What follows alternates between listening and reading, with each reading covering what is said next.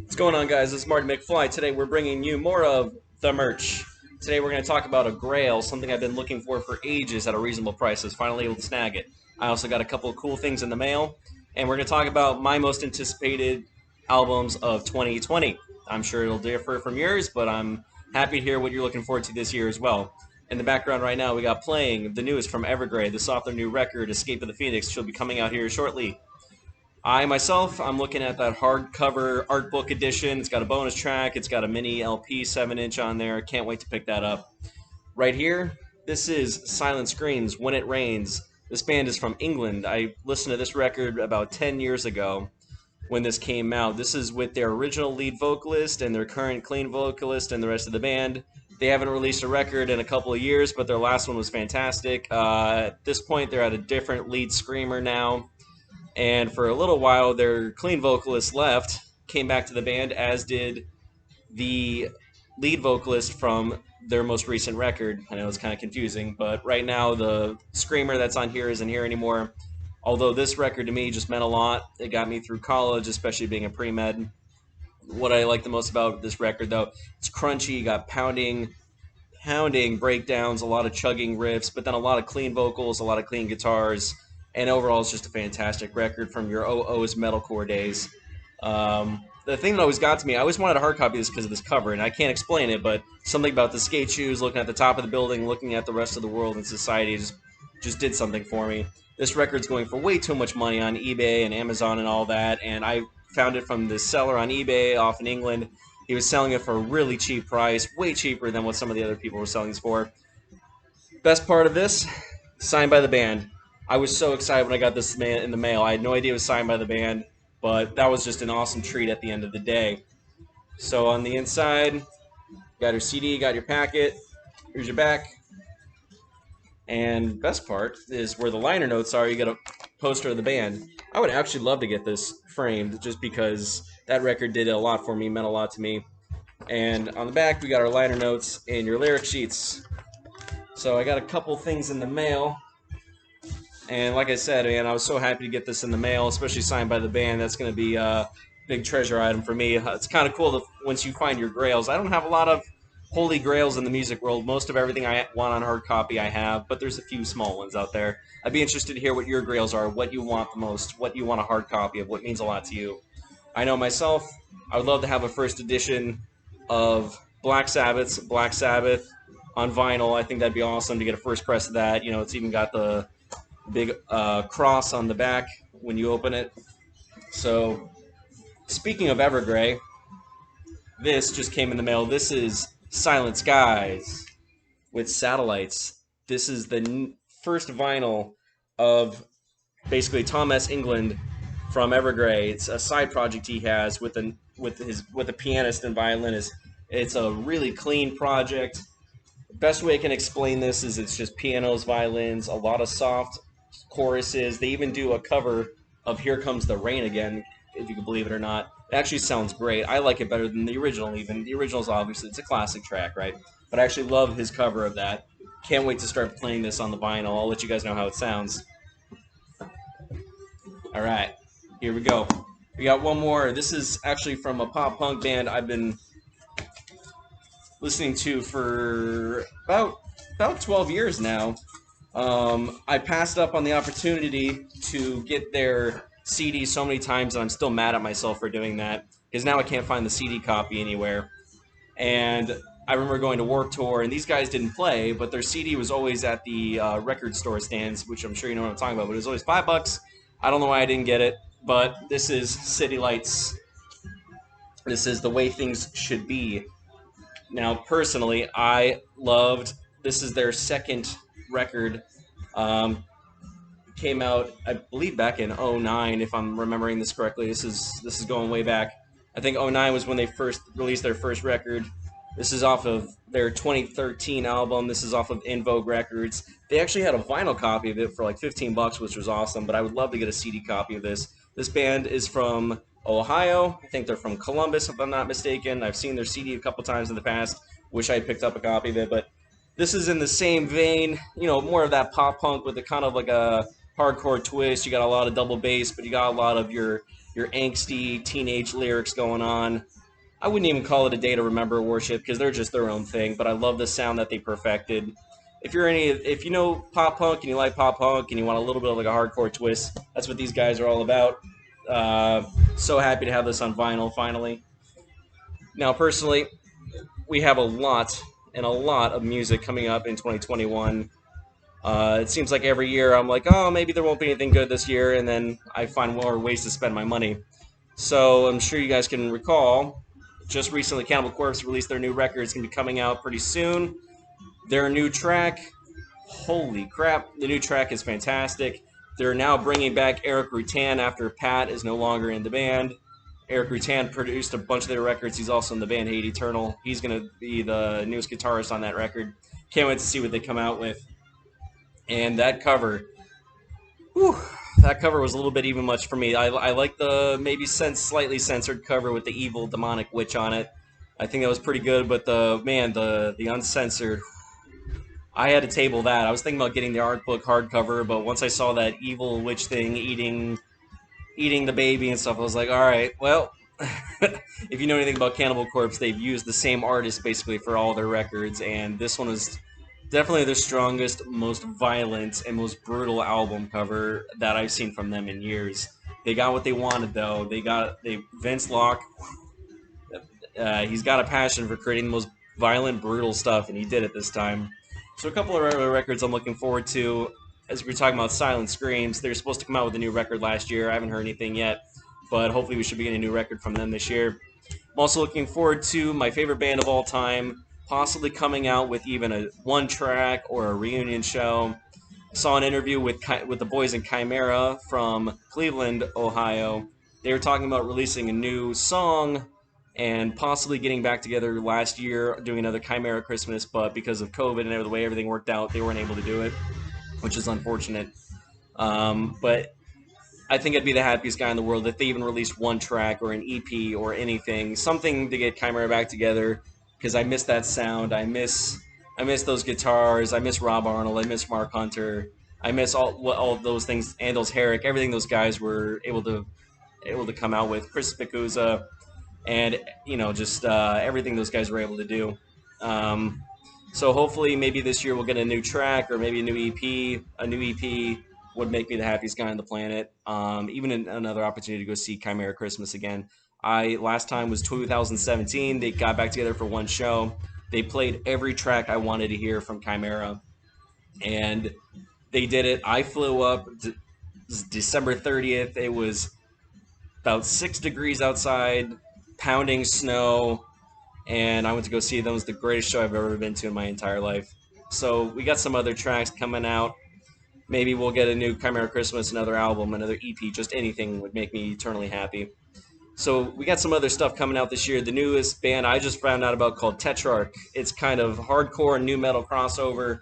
Kind of what you want, like a mixture of Slipknot, Korn, Linkin Park, and maybe even a little bit of old school Machine Head. If you took all those bands and if they had a baby, that's what I could probably compare them to. So I'm really looking forward to those 2 new tracks that they just came out with. Tetrarch, and the new album should be coming out shortly.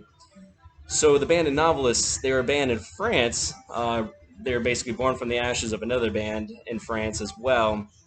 And their lead singer, Matteo, left last year, kind of started his own side project called Salem. That's Salem with a 3.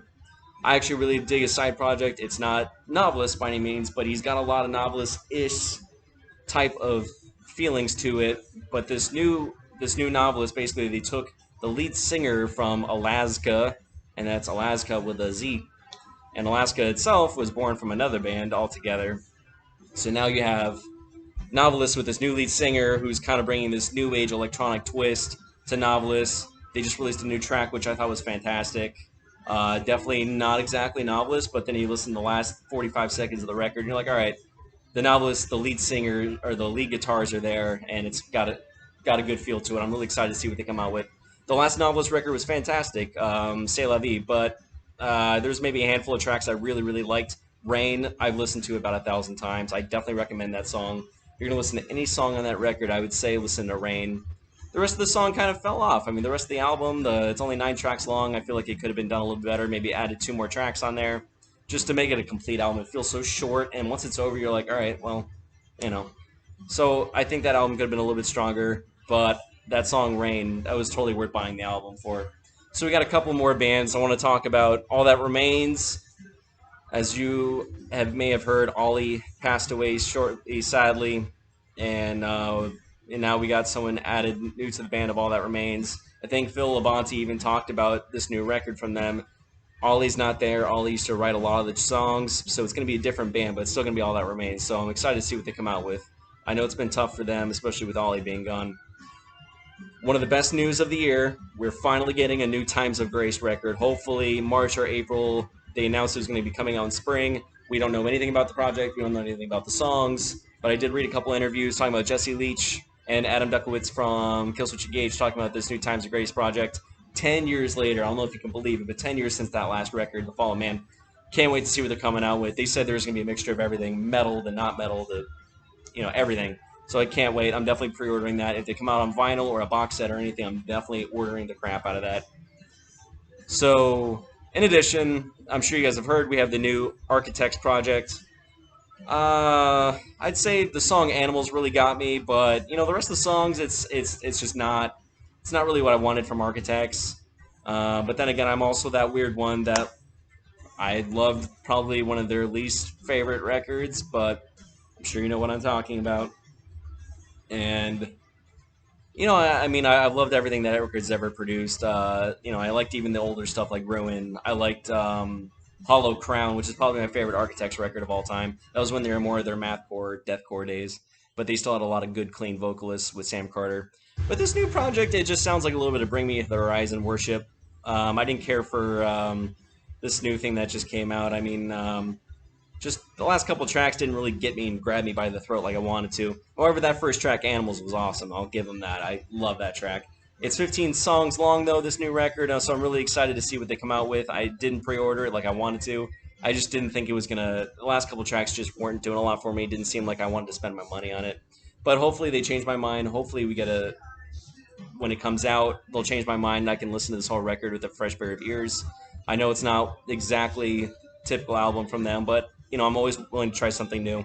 Like I said, everyone knows there's kind of a punk hardcore crossover album that they did that not everybody liked, and I loved it. I thought it was one of my favorite albums from them of all time.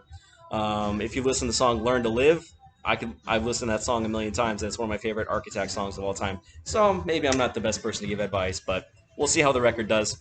We're finally getting the long-awaited A Day to Remember album called "You're Welcome."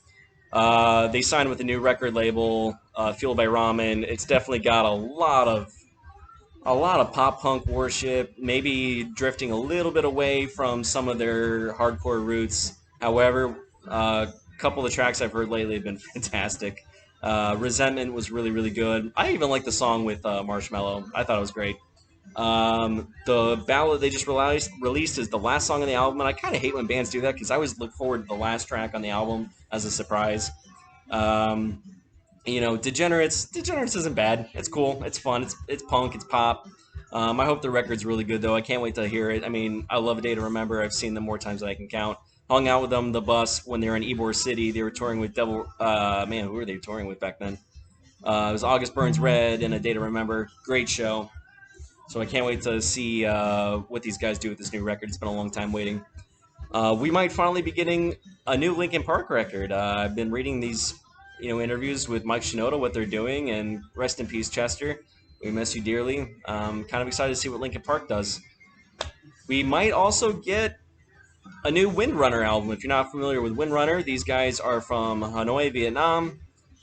Their lead singer, Duong, left just recently. They have this newest female lead singer. I love Windrunner's projects. I even loved they did this EP right before Duong left. It's basically just a redux of all their songs, and I think it's fantastic. It's very chill, low-key. I can't wait to see what they're coming out with. The last song that came out with their new lead vocalist wasn't bad. I mean, it's still very Windrunner. Her range isn't as good. She doesn't really scream either. So I'm kind of curious to see what they do with this new record. Other things I'm looking forward to, the new Of Mice and Men EP. I just listened to the first 2 tracks. It's fantastic so far. That's coming out soon. We finally got a new Era record. That's ERRA. That should be coming out soon. All the tracks they've listed so far have been fantastic. Scorpion Hymn was released the other day. It's great. Demon Hunters, and I did pre-order this, and I'm so happy I did. But Demon Hunter, they came out with basically a new. It's not a new record, but they do have a new bonus track. It's called Songs of Resurrection and Death, or Songs of Death and Resurrection. My apologies. I pre-ordered that on vinyl. I can't wait to see what this sounds like. I already heard the first two tracks. They basically did a live concert during the COVID era that we're still in, and they recorded it. It sounds so professional and so well done. It's basically a bunch of their songs, and like they're acoustic, and they have a female vocalist doing a backup. It sounds great. I highly recommend you check it out. Alexi Leijo, rest in peace. We're actually supposed to be getting a Bodom After Midnight album this year, and I guess what they're going to do is they're going to take everything that he laid down and try and patch them up, kind of like what they did with World Dane. World Dane used to be in Sanctuary, Nevermore. World Dane was supposed to come out with his newest record, and he sadly passed away in Brazil. And we should be getting a similar project where they're going to take Bodom After Midnight, which Alexi Leijo produced, and then they're going to try and finish it for him. Can't wait to see what that sounds like. We should be getting a new Chemist record, which if you listen to the Chemist EP last year, which was fantastic, we should be getting a new Chemist record. I just saw their Facebook. They're in the studio recording as we speak. If you haven't heard their cover of Dio, Rainbow in the Dark, do it right now. Turn this video off, put this on double speed to make it go by faster, listen to it. And this video is taking forever, my apologies, but there's so many records coming out, I'm just so excited to talk about them. We might be getting a new Amorphous record, because they just came out with the B about 2 years ago, so we might be getting a new record from them. We should be getting a new Arch Enemy record, which was just announced today on their Facebook that I just saw. We might be getting a new Decapitated.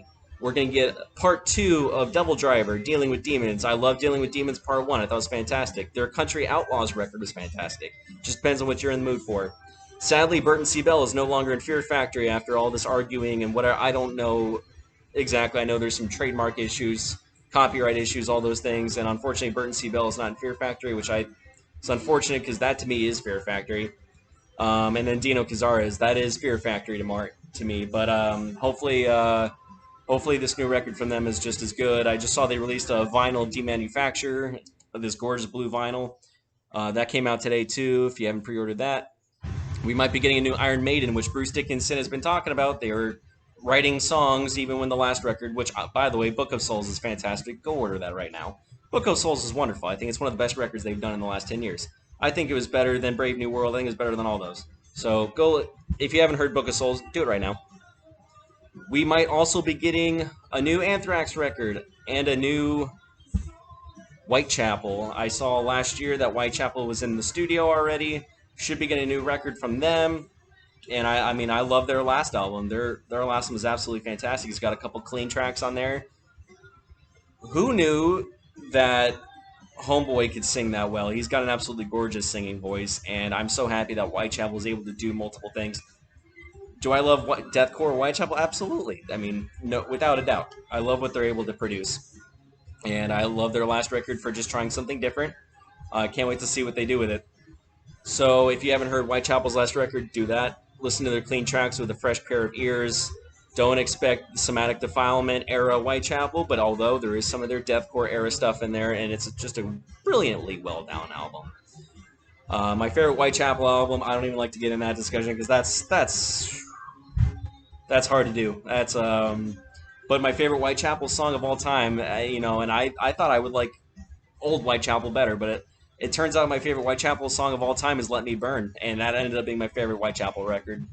If you go listen to that, I don't know why, I can't explain it to you. I've been listening to them since Somatic Defilement. Didn't think anything could get better than those first 3 records, but then I heard Let Me Burn for the first time, and I was like, okay, done.